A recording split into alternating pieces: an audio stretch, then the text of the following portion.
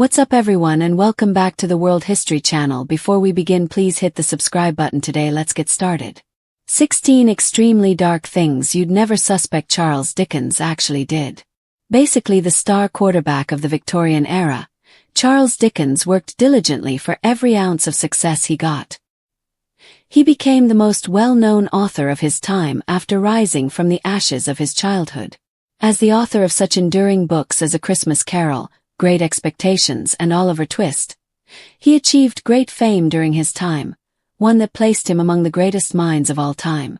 But a perusal through any Charles Dickens biography reveals a more complicated figure with a far less benevolent disposition than you may think. A Victorian gentleman such as Dickens came complete with all of the Victorian era's knack for contradiction. Dickens allegedly cheated on his own wife with multiple women, possibly even with her sister, a far cry from the conservative prude culture expected him to be. His own marriage eventually ended in a spectacularly public failure.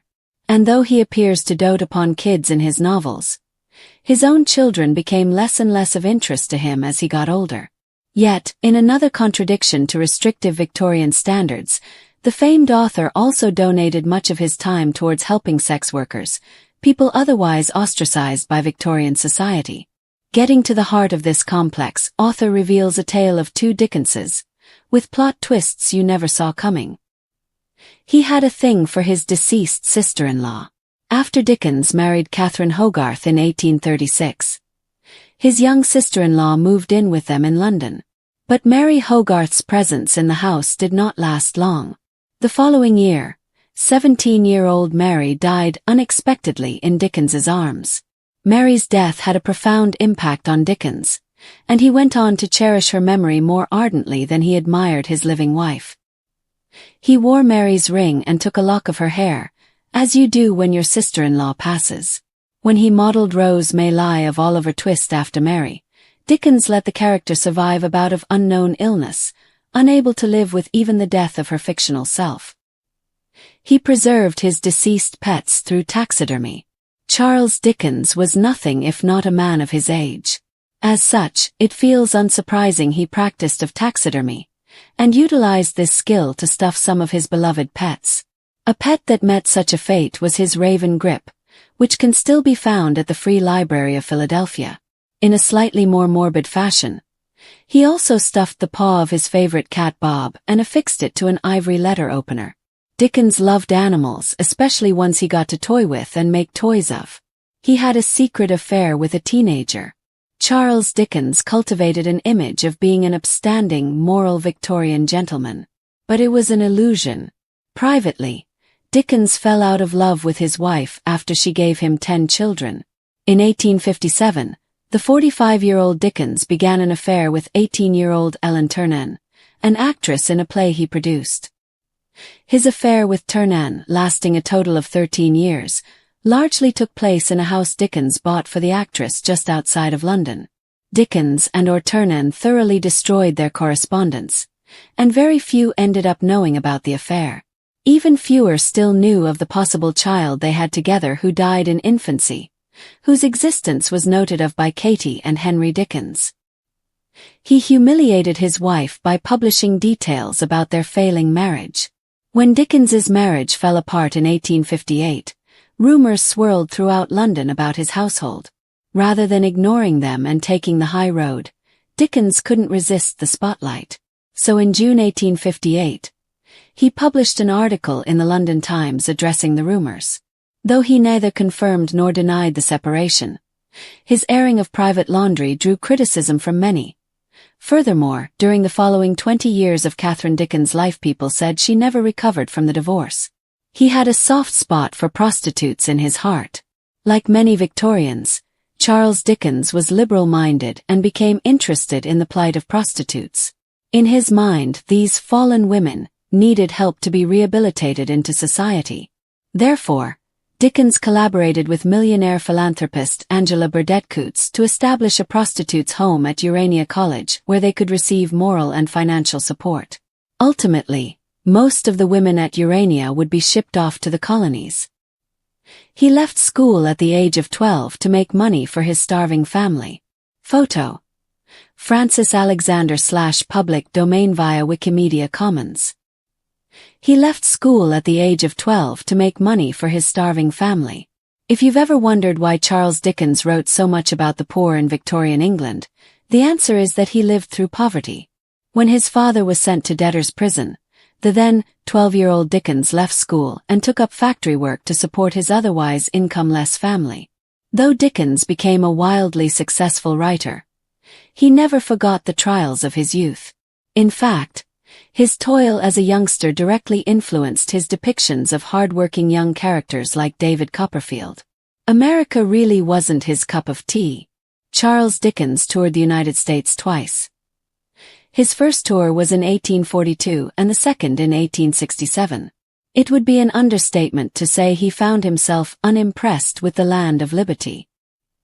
He published no less than 2 books about his American travels, accusing crude Americans of being uncouth opportunists who read pirated versions of his work for free. Upon visiting Washington, D.C., Dickens called it headquarters of tobacco-tinctured saliva. Despite Dickens' overt and published animosity, the feeling was hardly mutual, and most U.S. fans continued to adore his work much later into his career. He became a resentful father. Charles Dickens bore a total of 10 children with his wife. Though a doting father during his children's younger years, he gradually lost interest in them as they grew up. Once they became teenagers and young adults, he saw them more as burdens than delights, even trying to decide his sons' futures the moment they entered their teenage years. Yet even when his marriage fell apart, he followed the trends of his era and denied his estranged wife custody of their children. A horrible train accident nearly derailed his life. On June 9, 1865, Dickens was riding on a train with Ellen Ternan and her mother when it derailed in Kent. The incident was terrible. 10 people died and many more injured. The accident, though, brought out the best in Dickens. He immediately leapt into hero mode, tending to the wounded and offering them brandy from his own flask and water. Though Dickens emerged from the incident physically unscathed, it left a deep psychological impact on him. Had he been in a different car, it might have also led to his death. He was enthusiastic about mesmerism. Though Charles Dickens was skeptical of spiritualism and ghosts, he was a believer in mesmerism. One of the Victorian era's many supernatural crazes, mesmerism was the belief that men and women could be cured through hypnosis. A follower of the mesmerist John Eliot's son, Dickens once claimed to have used mesmerism to cure a friend's insomnia.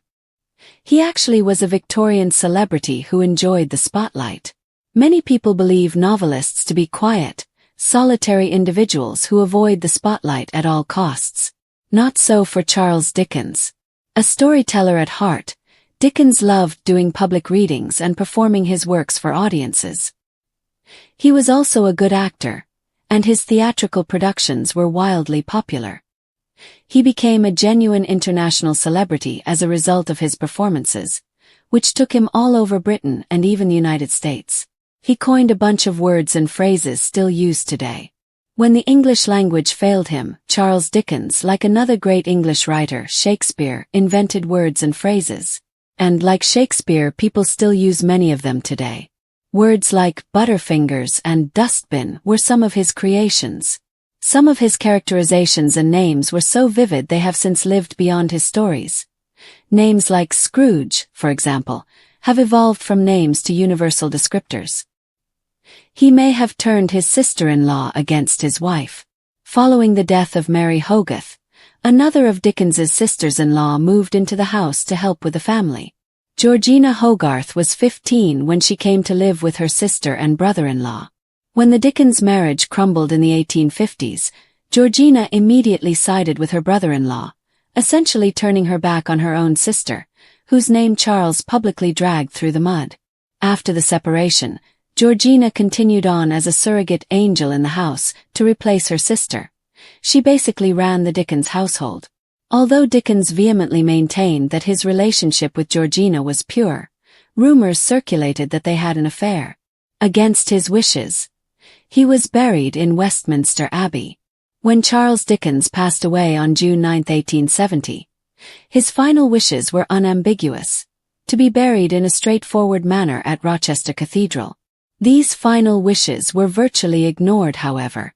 Instead, the pomp and circumstance that would have been expected of a Victorian celebrity was present at his funeral. While his funeral service only had 12 attendees, his open casket lay in Westminster Abbey for 2 days for mourners to pay their respects before it was closed and interred in Poets' Corner. Some people can't resist diagnosing him with various ailments and conditions.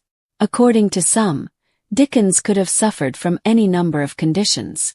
A few people claim he had epilepsy, though beyond some vivid descriptions of seizures in his novels there is little evidence to support this claim.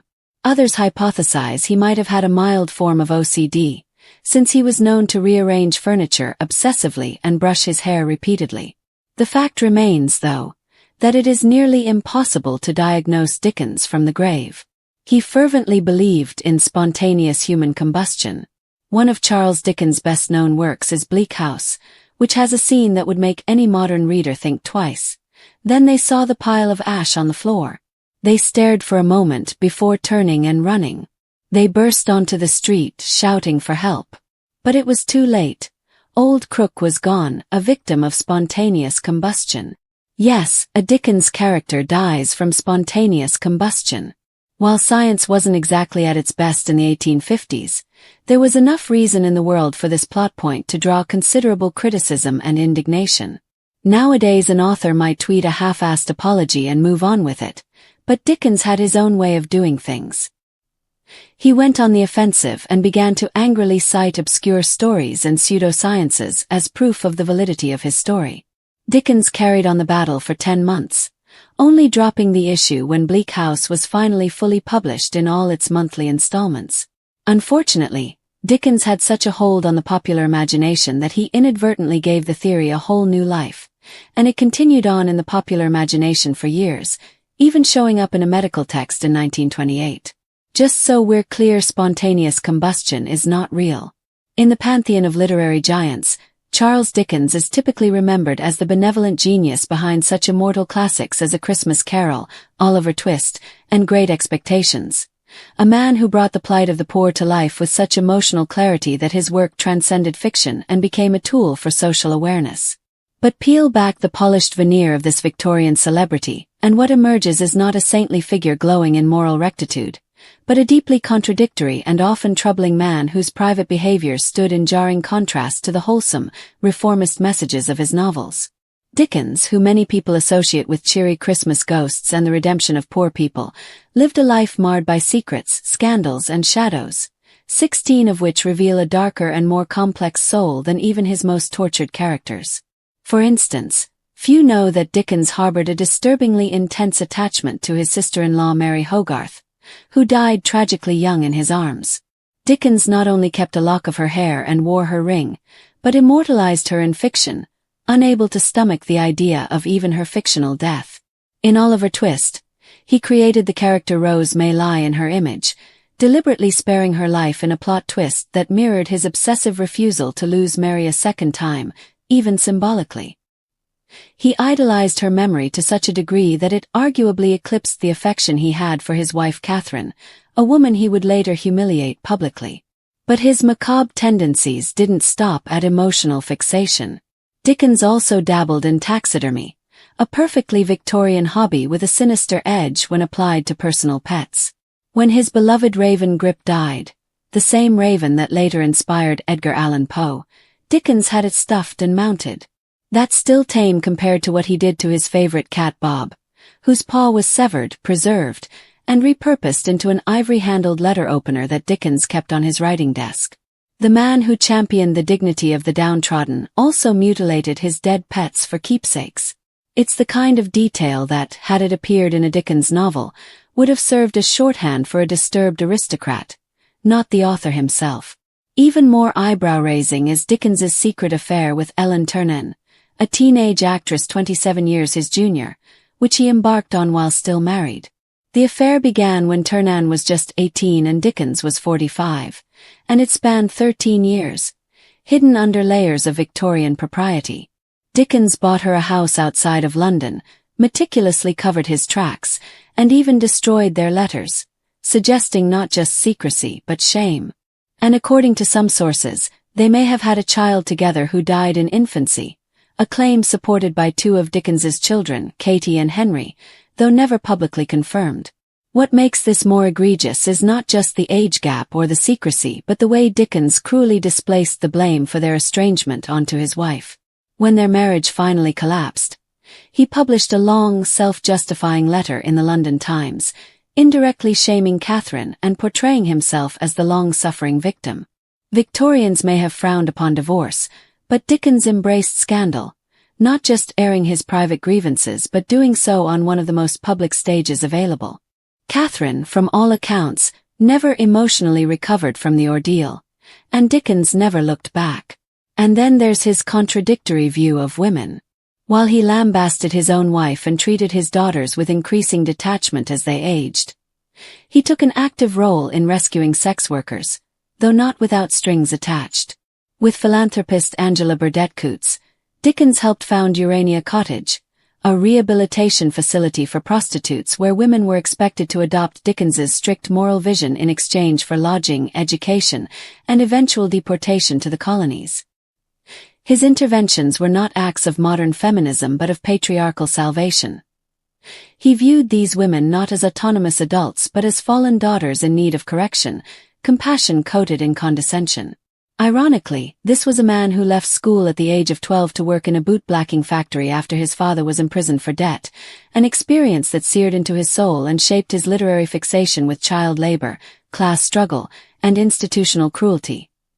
Yet despite this first-hand brush with suffering, Dickens would go on to become increasingly classist and dismissive toward his own children, losing affection for them as they grew into adulthood and became less charming and more expensive.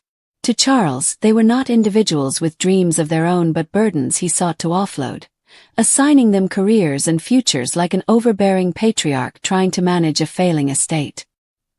He denied Catherine not only her dignity but also custody after their separation. And as for his views on America, they were about as charitable as Scrooge before his ghostly redemption. During his 2 tours of the United States, Dickens wrote scathing, sneering observations about American manners, hygiene, politics, and piracy, especially the unauthorized reprints of his work. In American Notes, he painted Americans as loud, crude, spitting, lawless, and opportunistic. Washington, D.C., he declared, was the headquarters of tobacco-tinctured saliva. His tone was so hostile that it offended even his American fans, though they continued to adore his work despite the disdain he felt for their country.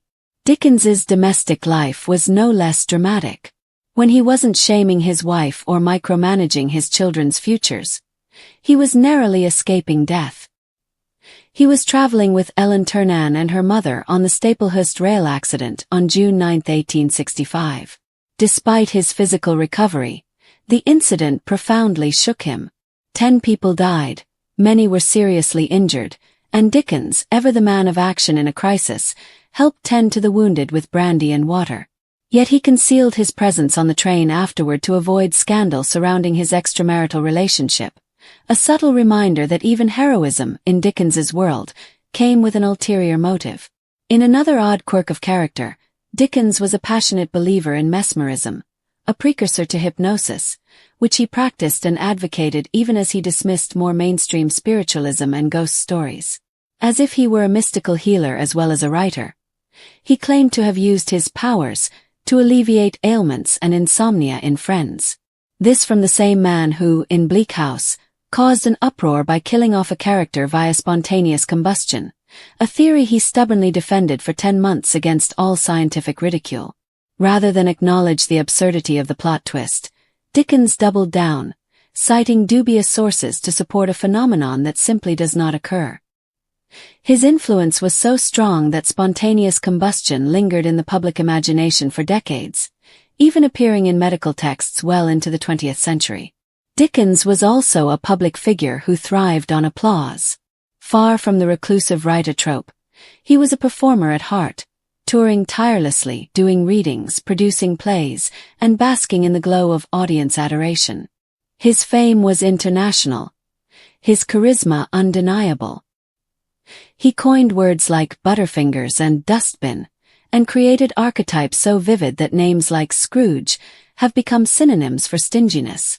Yet the very gift that made his fiction immortal also made his personal manipulations all the more dangerous. He could craft a narrative about himself and sell it to the public as easily as he spun the tale of Tiny Tim. Within the Dickens household, the story became even murkier.